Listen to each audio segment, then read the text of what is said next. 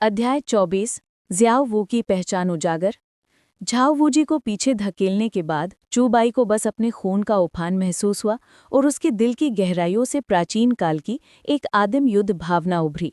उसके दूसरे आत्मिक कौशल की अराजक आभा अभी भी उसे घेरे हुए थी।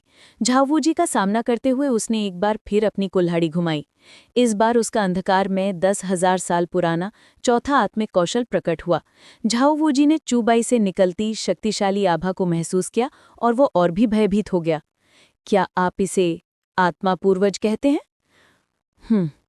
झाओ वू जी के शरीर पर 7 आत्मिक वलय प्रकट हुए। उसके पीछे एक विशाल मिट्टी पीले रंग का हीरा भालू दहाड़ा, जिसे एक स्थिर आभा निकल रही थी। छोटे बच्चे, चलो मैं तुम्हें एक आत्मा संत की शक्ति दिखाता हूँ।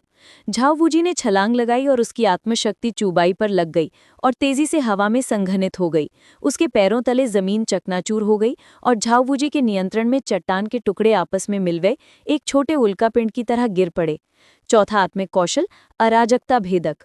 उनके चारों ओर एक तेज सफेद रोशनी फैली और फिर सभी ने एक जबरदस्त विस्फोट सुना, जिसे वे डरकर अपनी आत्मिक शक्ति का इस्तेमाल करके अपनी रक्षा करने लगे। विस्फोट के केंद्र में मौजूद चूबाई बार बार पीछे हट रहा था। वो घायल तो नहीं लग रहा था, लेकिन उसके चेहरे पर गंभीर भाव थे। झाओ वू जी उसे चोट नहीं पहुंचा पाया था। उसके पंगु कुल्हाड़ी के चौथे आत्मिक कौशल की शक्ति निश्चित रूप से एक साधारण आत्मसम्राट के बराबर थी। झाओ वू जी खुद अपनी रक्षा के लिए जाने जाते थे, लेकिन आक्रामक शक्ति के मामले में चूबाई शायद उनसे डरता नहीं था। दरअसल एक चमकती रोशनी में झाओ वू जी पीछे हट गया। उसका हाथ अभी भी जोर से कांप रहा था। लगता है झाओ वू जी किसी मुसीबत में हैं।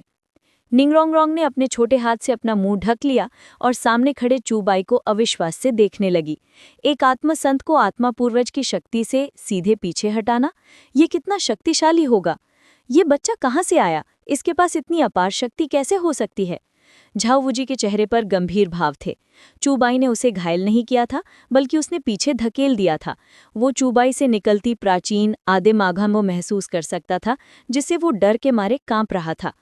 फ्लैंडर ने झाओ वू जी की बात बीच में ही रोक दी। चलो झाओ वू जी, इन छोटे राक्षसों को लेकर चले जाते हैं। फ्लैंडर शांति का नाटक कर रहा था।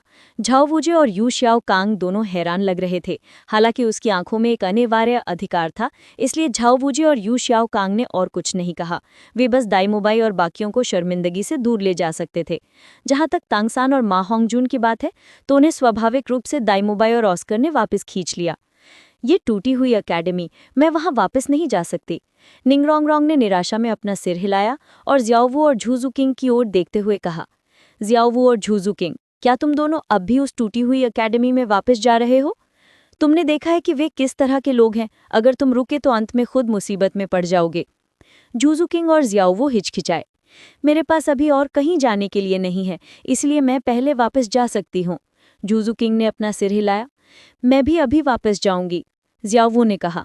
निंगरोंगरोंग सिर्फ सिर हिला पाई, लेकिन उसने उत्सुकता से चूबाई से पूछा, चूबाई, वे अभी अभी क्यों भाग गए? जाहिर है मेरे पास समर्थन है। चूबाई थोड़ा मुस्कुराया और उसके पीछे एक आकृति प्रकट हुई।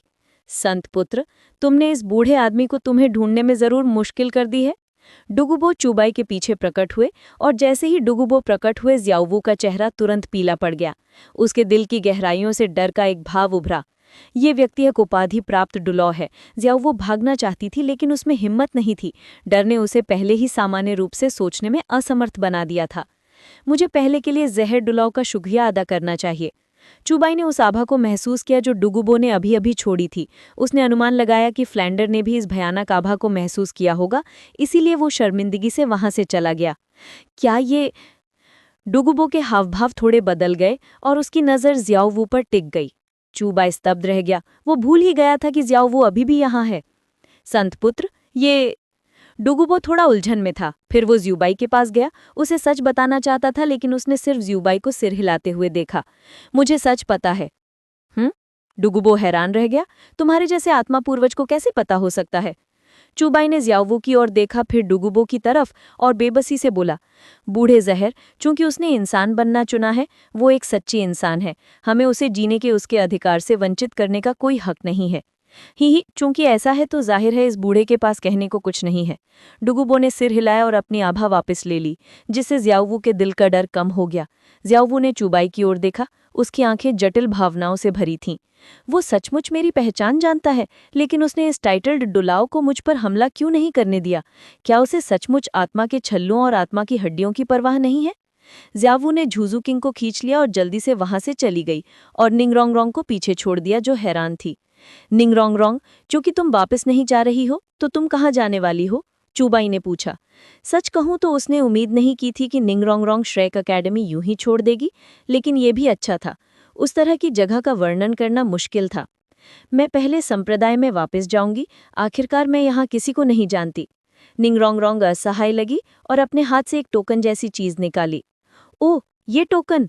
क्या ये उस तलवार डुलाओ चेनशिन का है? डुगुबो ने टोकन को साफ पहचान लिया। हाँ, दादा तलवार ने मुझे चुपचाप से ये टोकन दिया था, ताकि अगर मैं धमकाई जाऊं तो समय पर संदेश भेज सकूं। अब ये सही है कि वो मुझे लेने आए।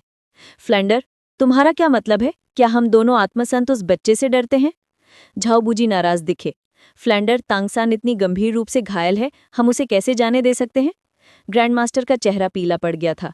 हाँ, तुम दोनों को क्या पता, अभी अभी मुझे साफ तौर पर एक टाइटल डुलाओ की आभा महसूस हुई, जो जाहिर है हमारी ओर थी। उस लड़के के पीछे टाइटल डुलाओ स्तर का एक शक्तिशाली हथियार है। क्या? सभी डर गए। टाइटल डुलाओ? उसकी पृष्ठभूमि क्या है? उसके पीछे टाइटल डुलाओ होने से वो किसी बड़े परिवार का अनुयायी होगा, लेकिन किसी भी परिवार की मार्शल आर्ट कुल्हाड़ी मिली है। यू शाओकांग ने दोबारा अनुमान लगाना शुरू कर दिया।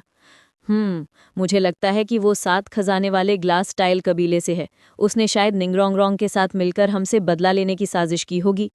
दाईमुबाई ने अपनी मुट्ठियां भींच लीं। अगर ये 7 खजाने वाले ग्लेस टाइल कबीले का मामला है तो वाकई टाइटल डुलाओ है, लेकिन उसकी वैशाली मार्शल आर्ट कुल्हाड़ी क्यों है? क्या ऐसा हो सकता है कि 7 खजाने वाले ग्लेस टाइल कबीले ने उसे निंगरोंगरोंग के जीवन साथी के रूप में खास तौर से चुना हो? ग्रैंडमास्टर ने अनुमान लगाते हुए सिर हिलाया। ऑस्कर पास खड़ा था। हालांकि उसे यकीन नहीं था कि निंगरोंगरोंग ऐसा कुछ करेगी। हो सकता है वो गुस्सैल हो, लेकिन वो हमसे बदला लेने के लिए किसी को नहीं ढूंढेगी।